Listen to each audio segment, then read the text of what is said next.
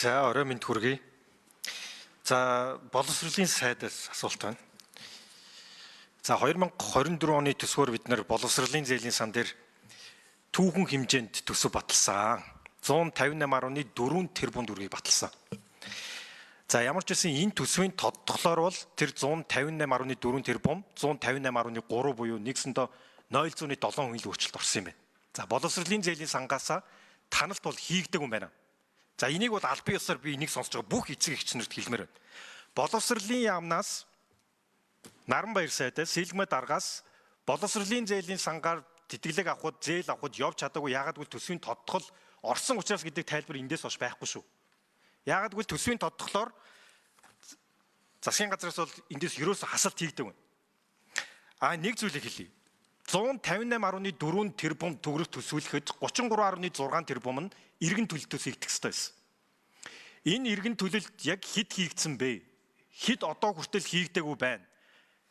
Энэ иргэн төлөлт хийгдэхгүй энэ одоо ажлаас болоод яг хэдэн хүүхэд магистр, доктор, бакалаврт сурах боломжийг алдахгүй. За энийг би та яг тоотон хэлээсэй гэж бодож байна. Энэ иргэн төлөлт бол боловсролын яамны яг 100% ажил. Энийг анхааралтай яриад байгаа сайда. Яагаад гэх юм бол гомдол гаргаж явж байгаа хүүхэд болгоны ард насаараа хөдөлмөрсөн аав ээж насаараа хуримтлалаа хүүхдийнхээ боловсролын төлөө бүхнээ зориулсан байдаг байхгүй юу? Нэг хүүхдийн гомдлын ард бүхэл бүтэн айлын насаараа хөдөлмөрсөн хөдөлмөрийн хөлс нь явж байдаг. Нэг дэлхийн топ сургуульд тэнцэх гэж тэр хүүхэд насаараа хөдөлмөрсөн ямар их золиос гаргаж хөдөлмөрсөн байдаг вэ? Тийм болохоор энийг гомдлыг ерөөсө боловсролын зээлийн сан дээр гарч байгаа гомдлыг хүүхдийн тоогоор хизээч авч үзэж болохгүй. За яг энэ цаг мөчтөө яг таарч л да. Боловсролын зээлийн сангийн шалралт явсан өнөө маргаашгүй дүнгээ асуу. Дүнгээ асууж байгаа хүүхэд болгон над руу холбогдоос. Одоо миний инстаграмаар бичин, фейсбүүкээр бичин. Хариу нь гараагүй байна гэж. Яасан бол бөөн зовсон аав ээж нар.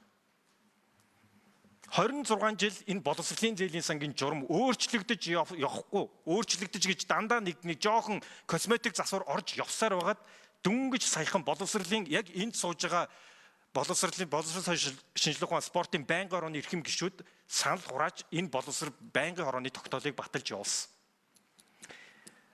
Бид нар хаврын чуулгыг эхлэн гот 2-7 хоногийн дотор өдөр шөнөгүй хуралдаж хагаад энэ тогтоолыг явуулж ирсэн. Тэгээд яамнаас гарахдаа энэ цаг алдаж явсаар байгаад 4-5 сард гараад тэрнээс болоод олон хүүхд тохирсон. Яагаад гэвэл явж чадаагүй сургуультай хариу өгөх цаг нь хугацаа нь өнгөрцөн. Хатнарын гишүүний микрофоныг.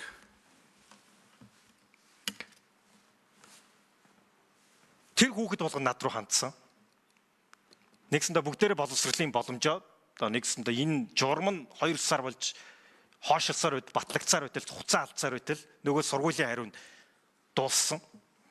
За тэгээд энэ шинэ журмаараа боловсролын зээлийн сангийн сонгон шалралт явсан. Бид нэр байнгын хорооны тогтоол дээр зарчмаа маш ойлгомжтой ууланд бичиж өгсөн. За тэгээд журам гарчлаа. Журмыг бол бид нар батлагдлан биднэрт бол өгөөгүй, харуулаагүй. За тэгээд сонгон шалралт явсан чинь бүрдүүлбэр гээд одоо дэлхий дээр байхгүй юм асуусан. Энэ дээр маш их гомдол над дээр ирсэн. Тухайн сургуульд тэнцлээ. Одоо жишээлбэл Харвардын сургуульд тэнцлээ. Тэгвэл тэр Харвардын сургуулийнхаа портал руу ороод тэр сургуулийнхаа одоо ордог тэр юзернейм пассворд ирэхээ бүгднийг өгөхгүй бол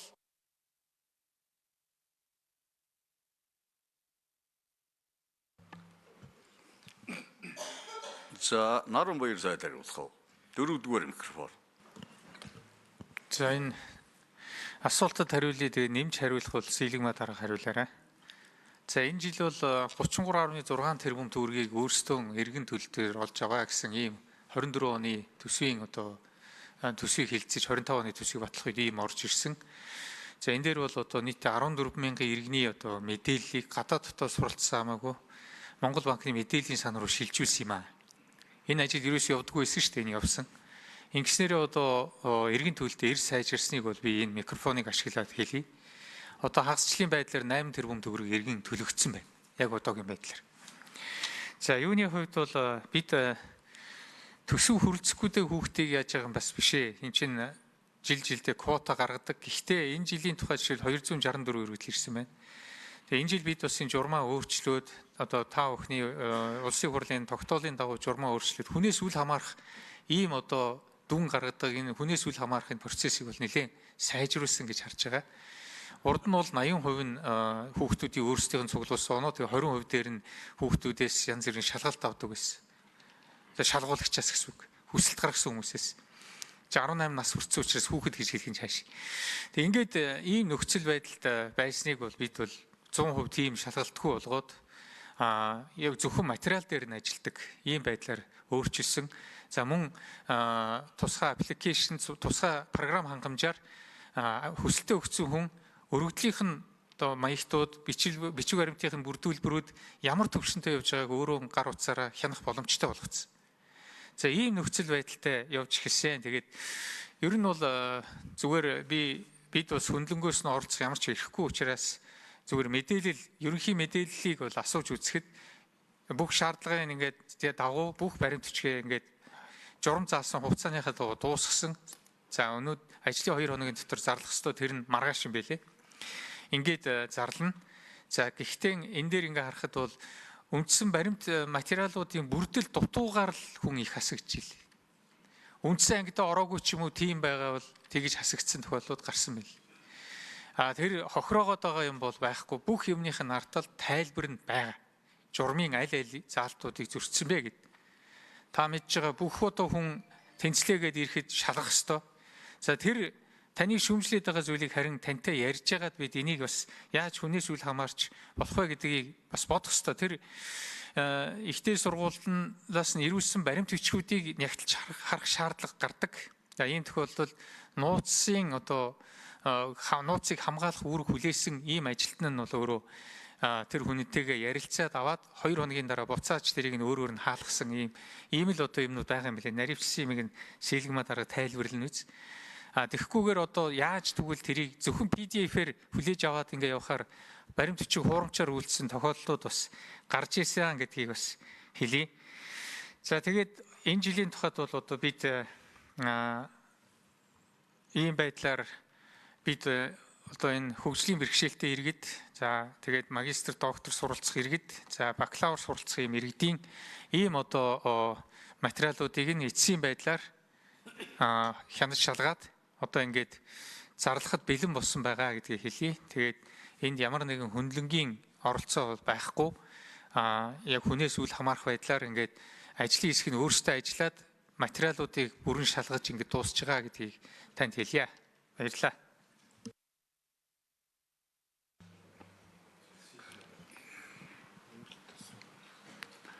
За нэмж хариулах уу? Тодруулах. 5 дугаар микрофон. За бүгдэнд өдрийн мэнд гишүүний асуултанд хариулъя. Саяны хэлсэнчлэн 156 тэрбум төгрөгийн 33.6 тэрбум нь зэлийн сангийн иргэн төлөлт болон бусад их усроо. За саяны хэлсэнчлэн засгийн газрын тэтгэлгээр энэ 33.6 тэрбум төгрөгөөр нийтдээ 4654 оюутны суралцагчийг 33.6 тэрбум төгрөгийг цуглуулж иж суралцуулах буюу санхүүжүүлэх хөсөртэй. Үүнээс 1.2 тэрбум төгрөг нь засгийн газрын тэтгэлэгт 50 суралцагчийн асуудал байгаа.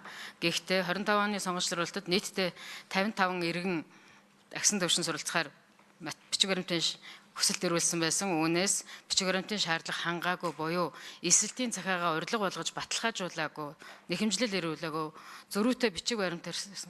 Ийм асуудлаар нийтдээ одоогийн байдлаар 35 оюутны иргэнийг материалын шаардлага хангаагүй гэдэг бүрдэл тайлбар өгсөн байж байгаа. За албан ёсоор журмын 3.12 заасны дагуу 2 дугаар улирал сонгогчролтыг зарлаж. За Батар дэлгшүүн тодруулах уу? За Батар дэлгшүүний микрофон. За энэ дээр бас нэг нэмж тодруулах юм байна. Тэр 8 тэрбум төгрөг 2025 оны 1 сарын 1-ээс хойш мөнгө. Тэ 8 тэрбум. Тэ Монгол банкнд тэр материал. За тэгэхээр за 33.6-аас 8. За тэгвэл үлдсэн 24 орчим тэрбум төгрөг иргэн төлөгдөхөд ямар төлөвлөгөө байгаа вэ? Энэ дээр яаж ажиллана гэж бодож байгаа? Монгол банк руу тэр мэдээлэл өглөөгд асуудал шийдэгдсэн гэж юусоо үзэхгүй байна. Ягаад гэвэл эндээс дутж байгаа доллар болгоно, төгрөг болгоно нэг хүүхдийн боломж, боловсролын боломж салхинд хийсэж яах гэсэн үг байхгүй юу? За нэгдүгürt. Хоёрдугаарт одоо та саяг тоогоор хэлж байна л та. Өргөдлийн бүрдүүлбэр дээр бүгдээрээ бүтэрж байна л гэсэн асуулт хариулж байгаа байхгүй юу? Харин нэг зүйлийг ойлгох хэрэгтэй. Азийн сургууль, за Америкийн сургууль эдгээр чинь бүгдээрээ ондоо зүйл, ондоо нуанстай юмнууд байгаа. За тэр болгоныг нь эн чи манай журмаар ингээд ерөөсөн нэгсэндээ манай журам нь өөрөө тэр болгоныг нь авч үзэж чадахгүйгаасаа болоод тэр хүүхэд ингээд хохирж байгаа маш олон хүүхдүүд надад ирээд байна штэ. Тэгэхээр өргөдлийн бүрдүүлбэр гэдэг чинь журмаас гадна та нар хүнд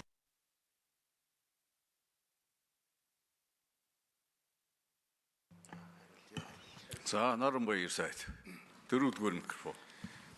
За баярлалаа. Тэгэхээр тэр эргийн төлөлт нь бол 1 сараас хойш ингээд төлөгдөж байгаа ингээд 8 тэрбум ороод ирсэн.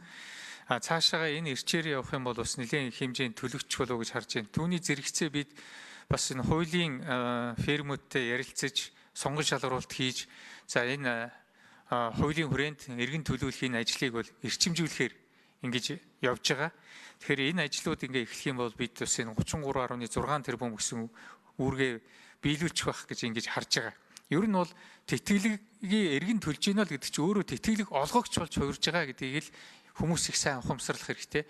Төрөөр төлөвлөөд өөрөө өндөр боловсрол эзэмшсэн бол одоо бусдтай боломжоо олгоё гэдэг ийм л хандлага энэ нийгэмд өөрөө ноёлоод эхлүүл болно. Ингэж л бид харж байгаа. Энэ бол өөрөө эерэг соёлыг бий болгож байгаа сайн зүйл гэж харж байгаа шүү. Хоёр дахь асуултын тухайд манай Сэлгма дарга хариулна. За Эрдэнэ нутаг шүү асууна.